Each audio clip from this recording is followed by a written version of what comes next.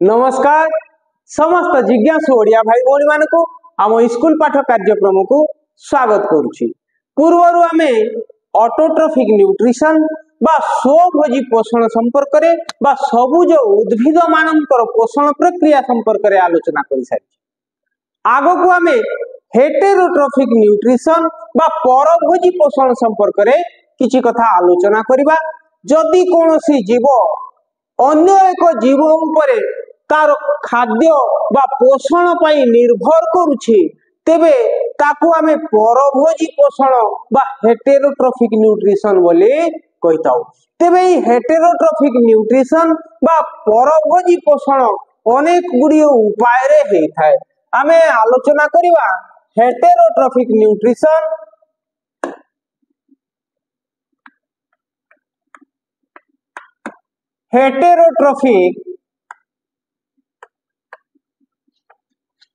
Heterotrophic nutrition बा परभोजी पोषण संपर्क रे। हेटेरोट्रॉफिक न्यूट्रिशन बा जाको आमे कहू परभोजी पोषण। परभोजी पोषण परभोजी कहले आमे नाटारु जानि पारुथुवा जे खाद्य बा पोषण पाई अन्य जीव उपरे निर्भर करुथुबो बा पर उपरे निर्भर करुथुबो। तेबे ए हेटेरोट्रॉफिक न्यूट्रिशन अंतर्गत प्राय समस्त प्राणी आसी जाई थांती। ता सहित फंजाई बा कबक भली केतेक उद्भिद मध्य थांती।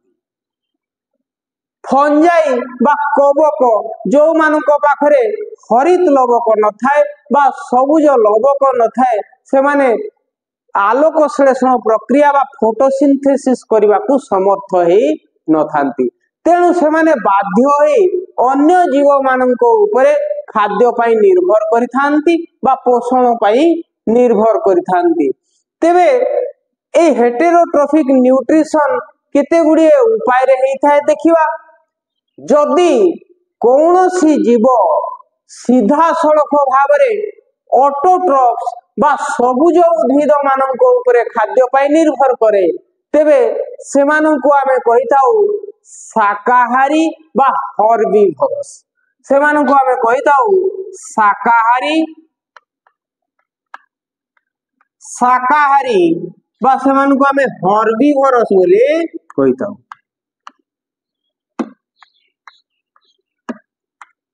हर्बिवोरस सेहिपरि जदि कौनसी जीव अन्य जीव मानक मारी सेमानकर मांस खाउ थाए तेबे सेमानकु आमे मांसाहारी बा कार्निवोरस बोले कहिताउ। सेमानकु आमे मांसाहारी बा कार्निवोरस ऑर्गेनिज्म बोले कहिताउ। सेमानकु कहिताउ आमे कार्निवोरस।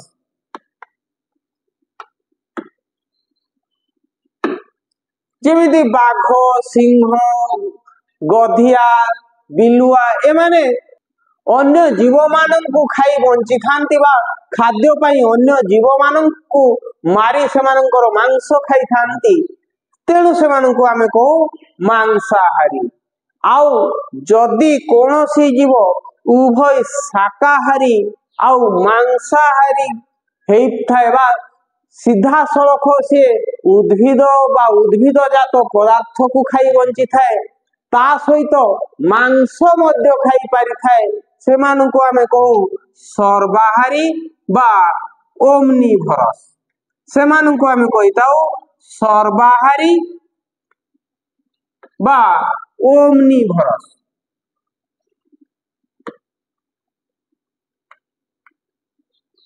सेमानंकु आमे सर्वाहारी बा ओमनिवोरस बोले कहिताउ। तेबे कोनोसी जीव जदि सीधा सड़क सबुज उद्भिद मानकु खाउची जेमिति छेड़ी मेंढा बळद गध घोड़ा एमाने समस्ते सीधा सड़क सबुज उद्भिद ऊपर खाद्य पाई निर्भर करथांती। सेमानकु आमे शाकाहारी बा हर्बिवोरस बोली कहिताउ। जो माने अन्य जीव माननको मारी सेमानकर मांस खाई थांती जेमिति बाघ सिंह बिलुआ गधिया ଏମାନଙ୍କ ଭଳି ଜୀବମାନଙ୍କୁ ଆମେ କାର୍ନିଭୋରସ୍ ବୋଲି କହିଥାଉ। ଆଉ ଯୋଉମାନେ ଉଭୟ ଶାକାହାରୀ ବି ହେଇଥାନ୍ତି ଏବଂ ମାଂସାହାରୀ ବି ହେଇଥାନ୍ତି, ଅର୍ଥାତ୍ ଉଦ୍ଭିଦ ବା ଉଦ୍ଭିଦଜାତ ପଦାର୍ଥକୁ ଖାଇଥାନ୍ତି, ତା ସହିତ ଅନ୍ୟ ଜୀବମାନଙ୍କୁ ମାରି ସେମାନଙ୍କର ମାଂସ ମଧ୍ୟ ଖାଇପାରନ୍ତି, ସେମାନଙ୍କୁ ଆମେ ସର୍ବାହାରୀ ବୋଲି କହିଥାଉ। ସର୍ବାହାରୀ ମାନଙ୍କ ଭିତରେ ସବୁଠାରୁ ଭଲ ଉଦାହରଣ ହଉଛି ଆମେ ନିଜେ ବା ମନୁଷ୍ୟମାନେ। ତେବେ ୟାଙ୍କ ବ୍ୟତୀତ ଆଉ କେତେକ ଜୀବ ଆହୁରି କେତେ ଗୁଡ଼ିଏ ଉପାୟରେ ନିଜର ପୋଷଣ ବ୍ୟବସ୍ଥା କରିଥାନ୍ତି ବା ନିଜର ଖାଦ୍ୟ ସଂଗ୍ରହ କରିଥାନ୍ତି। କଣ କରିଥାନ୍ତି? ଏମିତି ଅନେକ ଜୀବ ଅଛନ୍ତି, ସେମାନେ ଅନ୍ୟ ଜୀବମାନଙ୍କୁ ନ ମାରି ମଧ୍ୟ ବା ଅନ୍ୟ ଜୀବମାନଙ୍କର ଜୀବନ ନ ନେଇ ସେମାନଙ୍କ ଠାରେ ରହି ସେମାନଙ୍କ ଠାରୁ ଖାଦ୍ୟ ସଂଗ୍ରହ କରିଥାନ୍ତି ବା ଆଉ ଗୋଟିଏ ଜୀବର ଠାରୁ ଖାଦ୍ୟ ସେମାନେ ସଂଗ୍ରହ କରିଥାନ୍ତି। ସେଇମାନଙ୍କୁ ଆମେ କହୁ ପାରାସାଇଟ୍, ସେମାନଙ୍କୁ ଆମେ କହୁ ପାରାସାଇଟ୍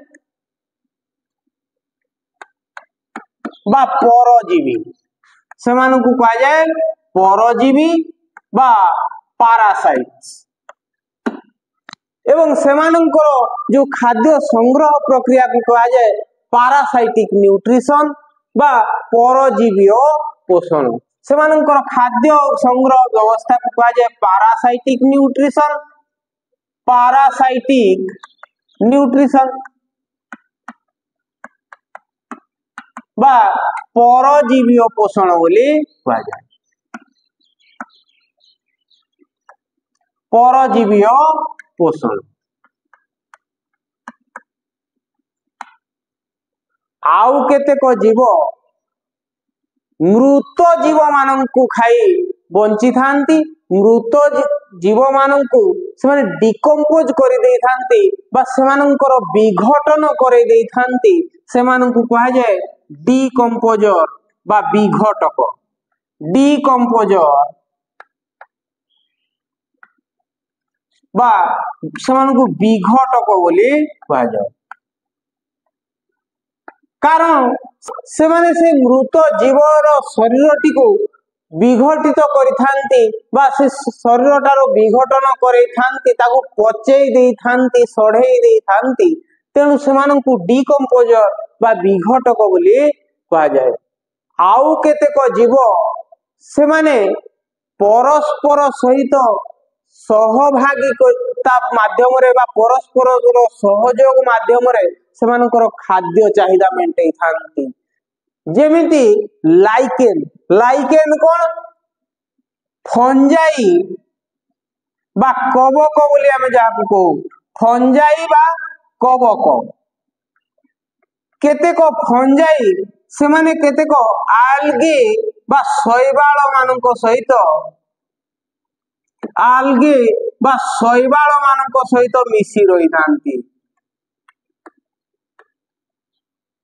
এই ଫଞ୍ଜାଇ ଆଉ ଆଲଗି ଏମାନେ ମିଶିକି ତିଆରି କରିଥାନ୍ତି କଣ? ସେମାନଙ୍କୁ କୁହାଯାଏ ଲାଇକେନ। ଯୋଉଠି ଫଞ୍ଜାଇ ଆଉ ଆଲଜି ଏକାଠି ମିଶି ସେମାନଙ୍କର ଖାଦ୍ୟ ଚାହିଦା ମେଣ୍ଟେଇଥାନ୍ତି, ଅର୍ଥାତ ଏମାନେ ପରସ୍ପରର ଖାଦ୍ୟ ଚାହିଦା ମେଣ୍ଟେଇବାରେ ସହଯୋଗ କରିଥାନ୍ତି। କେମିତି? ଦେଖ, ଫଞ୍ଜାଇ ବା କବକ ମାନଙ୍କ ପାଖରେ ଅଭାବ ଥାଏ କ୍ଲୋରୋପ୍ଲାଷ୍ଟର, ତେଣୁ ସେ ଫଟୋସିନ୍ଥେସିସ୍ ବା ଆଲୋକ ସଂଶ୍ଳେଷଣ କରିପାରିବ ନାହିଁ। ଆଲଗି ବା ଶୈବାଳ ମାନଙ୍କରେ କ୍ଲୋରୋପ୍ଲାଷ୍ଟ ବା ହରିତ ଲବକ ତ ଥାଏ, କିନ୍ତୁ ସେମାନେ ଯୋଉ ଜଳ ଆଉ ଖଣିଜ ଲବଣ ଦରକାର ଫଟୋସିନ୍ଥେସିସ୍ ବା ଆଲୋକ ସଂଶ୍ଳେଷଣ ପାଇଁ, ତାକୁ ସଂଗ୍ରହ କରିବାର କ୍ଷମତା ତାଙ୍କର ନଥାଏ ବା ତାଙ୍କ ପାଖରେ ମୂଳ ବା ଚେର ନଥାଏ। ତେଣୁ ଏମାନେ କଣ କରନ୍ତି? ଏ ଫଞ୍ଜାଇ ଯୋଗେଇ ଦେଇ ୟାକୁ ଜଳ ଆଉ ଖଣିଜ ଲବଣ ଯୋଗେଇ ଦିଏ। ଆଲଗି ଆଲଗି ପାଖରେ ଥାଏ କଣ? କ୍ଲୋରୋପ୍ଲାଷ୍ଟ। କ୍ଲୋରୋପ୍ଲାଷ୍ଟ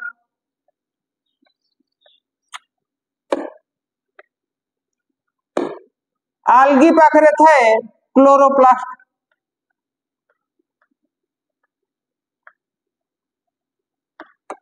तेणु से माने कौन करती एका सांगरे मिसिकी रही थांती।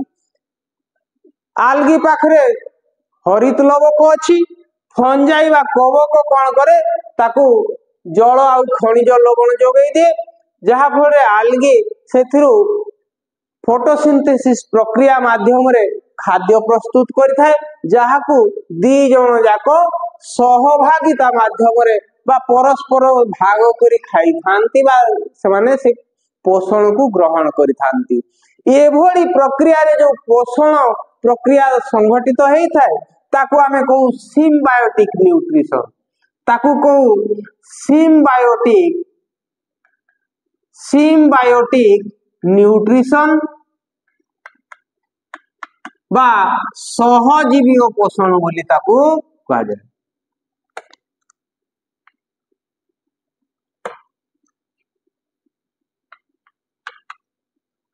ताकू सिम्बायोटिक न्यूट्रिशन बा सहजीवी पोषण बोली कहा जाए।